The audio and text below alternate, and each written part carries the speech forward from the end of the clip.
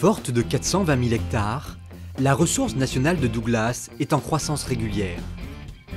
Grâce à une politique de gestion forestière durable, on estime qu'en 2030, la récolte de bois-ronds sera de 6 millions de mètres cubes contre 2 millions par an actuellement. Outre ses qualités mécaniques, la disponibilité de la ressource fait du Douglas une essence d'avenir. Cet arbre qui a vraiment des qualités extraordinaires de résistance, une technicité possible sur ce bois qui est formidable. Le Douglas est d'autant plus intéressant qu'on n'a pas besoin de traitement. Le Douglas se démarque déjà naturellement de pas mal d'autres essences par sa couleur, par le panachage de son aubier, de son duramen, qui est quand même une caractéristique du Douglas. Il a un très beau veinage, il a des atouts très spécifiques qui lui permettent et de se démarquer et d'être très esthétique. Il y a surtout une attirance particulière par les clients qui aujourd'hui sont sensibilisés sur ce produit, sur les bois d'ossature, puisqu'on a des produits qu'on n'a plus besoin de traiter puisqu'il est classe 2, voire classe 3 quand on est hors aubier. Donc on a une demande qui devient de plus en plus forte. Le Douglas, par sa durabilité naturelle, ses qualités esthétiques et sa résistance mécanique, est particulièrement adapté pour les produits destinés au marché de la construction.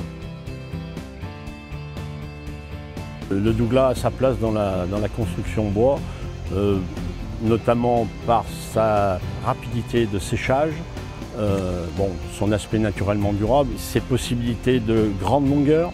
C'est un bois qui est très stable, qui sèche très bien. On peut faire des petites, des moyennes, des grandes sections sans restriction. Les charpentiers ont une connaissance du produit, ils connaissent très bien le Douglas, ils savent qu'il a une qualité structurelle importante. Donc c'est tout d'abord les charpentiers qui demandent ce produit. Les produits issus de la transformation du Douglas, ressource nationale en croissance constante, bénéficient pour la plupart de déclarations environnementales produits. Cette garantie constituera pour vous un véritable atout pour certains marchés.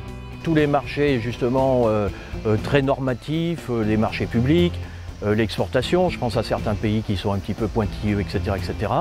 On pourra leur amener la preuve des qualités mécaniques, des qualités de durabilité sur un document. Donc ça c'est très important parce qu'aujourd'hui, de plus en plus, les marchés sont encadrés par tout un tas de règlements, quoi. Ce référentiel, au départ, a été initié par l'association France Douglas, appuyé de ses adhérents professionnels de la première et deuxième transformation, et puis avec l'appui technique très important du FCBA qui a apporté tout son savoir et toutes ses connaissances concernant l'aspect normatif, l'aspect technologique.